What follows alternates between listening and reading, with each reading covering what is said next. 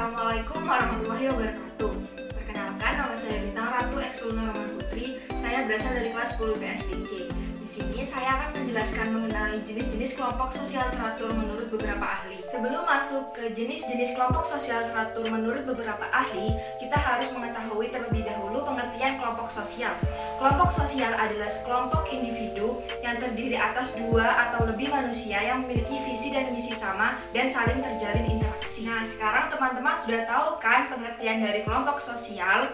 Selanjutnya kita langsung saja masuk ke pembahasan mengenai jenis-jenis kelompok sosial teratur menurut beberapa ahli.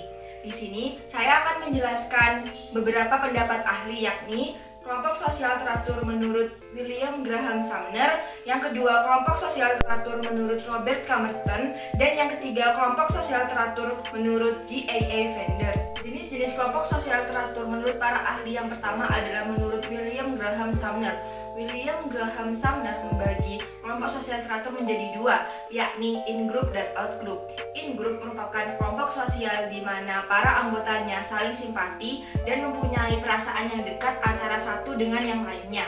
Membahas mengenai in-group, teman-teman harus tahu nih, kelompok sosial merupakan tempat seorang individu untuk mengidentifikasi dirinya sebagai kami atau kamu dan kita atau mereka. Di in-group inilah seorang individu mengidentifikasi dirinya sebagai kita atau kami. Contoh dari in-group yang pertama adalah kami adalah mahasiswa Fakultas Kedokteran Universitas Gadjah Mada. Yang kedua, kami adalah anggota Eksul Basket dan lain-lain. Setelah membahas mengenai in-group, langsung saja kita masuk ke dalam deskripsi out-group.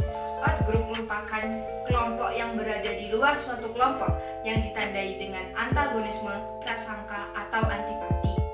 Di sini dapat dikatakan out-group adalah kelompok di luar in-group, yakni berarti di luar kita dan di luar kami. Sikapnya selalu ditandai dengan suatu kelainan atau ditandai dengan sikap lain yang disebut dengan antagonisme atau antipati. Contohnya, dalam suatu pertandingan sepak bola antara Persebaya melawan dengan Persib, pendukung Persebaya adalah in-group, sedangkan pendukung Persib bagi pendukung Persebaya mereka adalah out-group.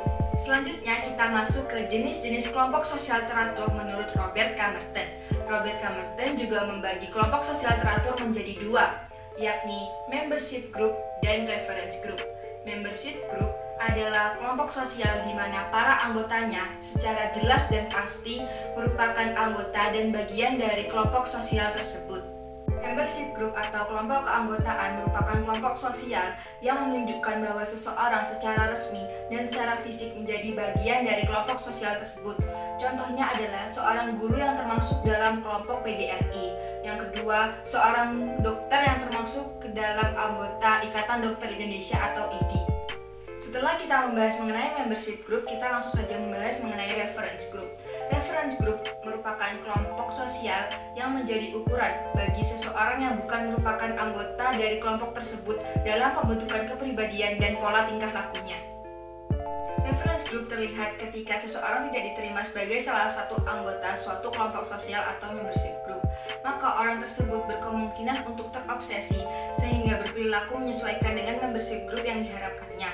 Contohnya adalah kelompok keagamaan. Banyak orang yang tidak menjadi anggota resmi suatu kelompok keagamaan tertentu, namun mereka tetap menyesuaikan diri atau menjalankan prinsip-prinsip keagamaan dari ajaran kelompok keagamaan tersebut.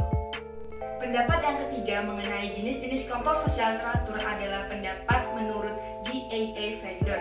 G.A.A. Fender juga membagi kelompok sosial teratur menjadi dua, yakni kelompok formal dan kelompok informal. Kelompok formal merupakan kelompok sosial yang terbentuk secara resmi demi mencapai tujuan tertentu. Kelompok formal memiliki sistem kerja yang jelas dan mempunyai program kerja yang dibangun dalam sistem hubungan kelompok formal. Hubungan antar anggotanya diatur dalam aturan mengikat dan tegas, serta koordinasi terjalin secara intensif. Contohnya adalah sekolah, lembaga pemerintahan, perusahaan, dan lain-lain. Selain kelompok formal, juga ada kelompok informal. Kelompok informal adalah kelompok sosial yang tidak memiliki struktur dan organisasi yang pasti. Kelompok informal biasanya terbentuk karena pertemuan yang terjadi secara berulang-ulang. Pertemuan yang terjadi secara berulang-ulang inilah yang menjadi dasar bagi bertemunya kepentingan-kepentingan dan pengalaman yang sama. Kelompok informal bersifat tidak resmi, artinya tidak terikat pada suatu aturan hukum tertentu. Contohnya adalah kelompok teman sebaya, kelompok ibu-ibu arisan, dan lain-lain. Sekian mengenai pembahasan jenis-jenis kelompok sosial teratur menurut beberapa ahli dari saya. Kurang lebihnya saya mohon maaf. Wassalamualaikum warahmatullahi wabarakatuh.